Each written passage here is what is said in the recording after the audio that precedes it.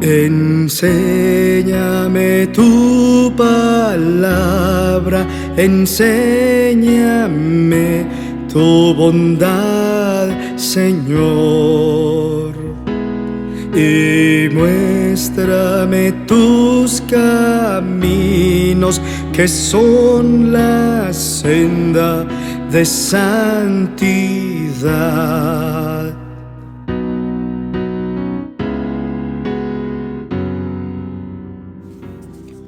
Por muchos motivos, la Iglesia respeta y valora su primer periodo, comprendido entre los años de la predicación de Jesús y el año 100, denominado también la etapa del cristianismo primitivo o era apostólica. En ese tiempo, la Iglesia, que había brotado del Calvario, se fermenta con el testimonio de los cristianos y el nacimiento inspirado de los textos del Nuevo Testamento.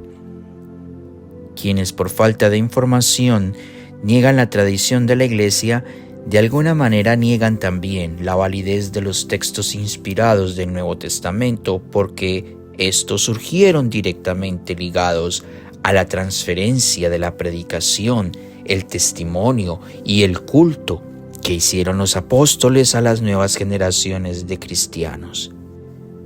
Por el contrario, los hermanos apartados, cuando se acercan con seriedad al comportamiento y a los textos más antiguos como la Didache y otros escritos de los primeros sucesores de los apóstoles, aceptan que la fe católica posee la plenitud de la fe cristiana y de la doctrina, por lo cual gozosos se convierten a la catolicidad y confirman en su vida la predicación de la Iglesia.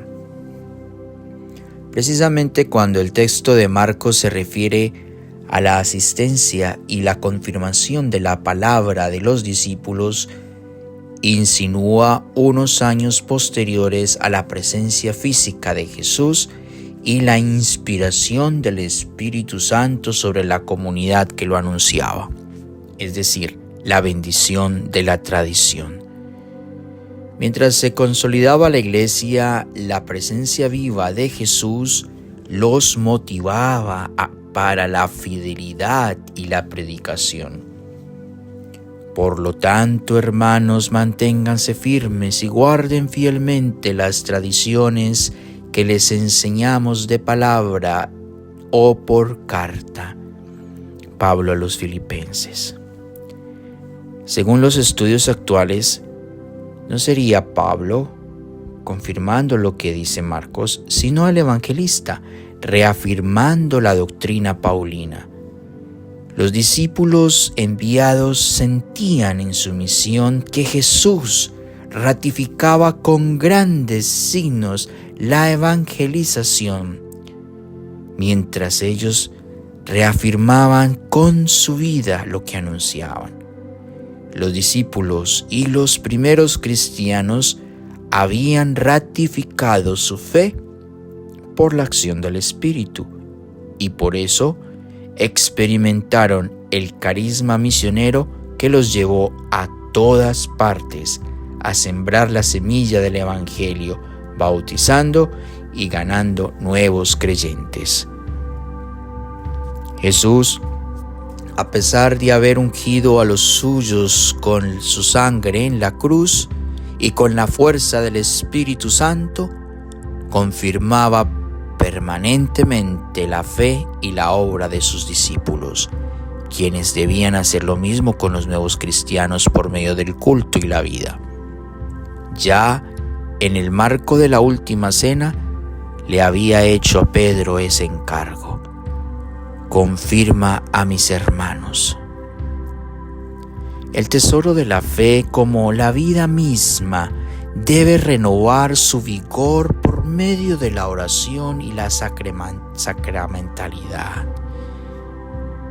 Aunque la fe no cuenta con todas las certezas, sí se favorece y se fortalece cada día en Jesús. La fe descuidada en lugar de reafirmarse, se desmorona. Se confirma lo que ya se recibió el día del bautismo sin necesidad de inventar tantas consagraciones, cuya eficacia está en serio cuestionamiento. La Iglesia debe confirmar también la alegría de los creyentes por medio de su testimonio humilde y por la puesta en marcha de las obras de la caridad, unidas siempre a la mejor exposición de la palabra, y ahí siempre estará Jesús, confirmando con su presencia el quehacer de la Iglesia. Es una necesidad vital cerciorarse de la firmeza y la viabilidad de lo que se quiere realizar. Nadie se embarca en un negocio sin futuro ni posibilidades. Preguntamos 2 o 3 veces por una dirección para no llegar al lugar equivocado. Constantemente constamos la seguridad de los espacios por donde vamos a movernos.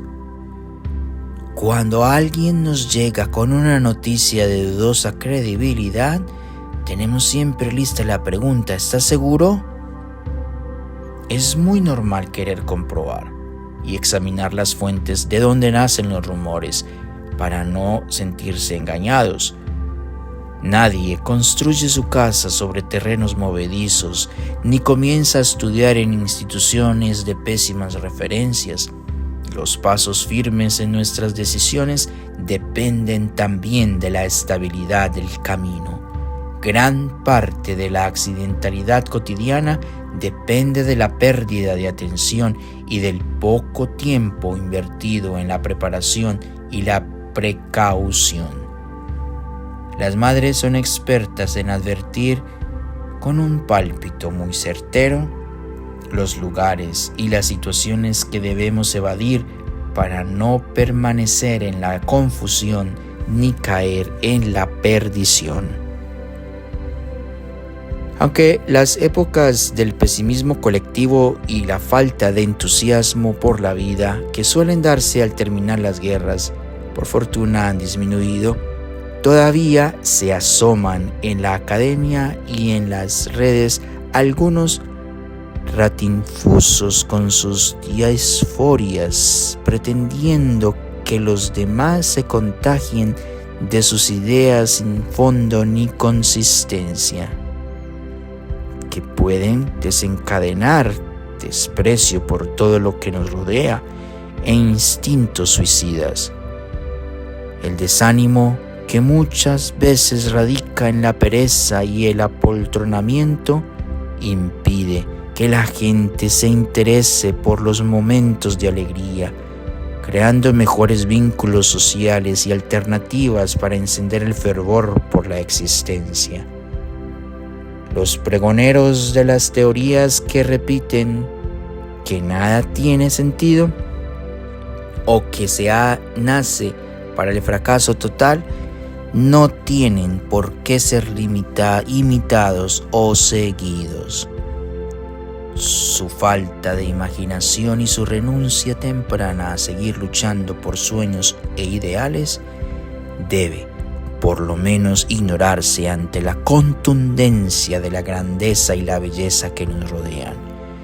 Es francamente absurdo y temerario tener que escuchar a algunos jóvenes mediocres pidiendo a sus padres que los mantengan porque ellos no pidieron haber nacido. El mundo del pensamiento sensato siempre juzgará a los que escriben y opinan por la confirmación y reafirmación que hagan de la vida. Si la humanidad ha sabido salir avante a pesar de las grandes dificultades y las tragedias, cuando todo parecía perdido, mucho más hay que encender hasta el fervor y la esperanza por seguir escribiendo la historia. Basta un poco de cordura para revisar.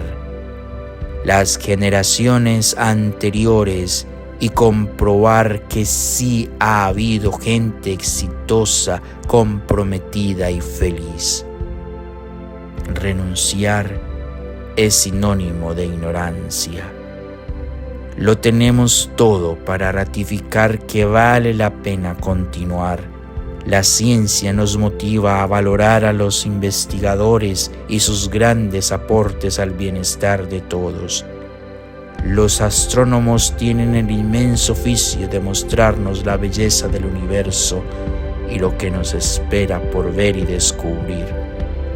Los escritores nos ayudan a alimentar y a nutrir el espíritu que nos anima, mientras los artistas nos cuentan del dinamismo de una mente creadora. Al compás de una bella melodía, la música nos recuerda que vale la pena vivir y convivir.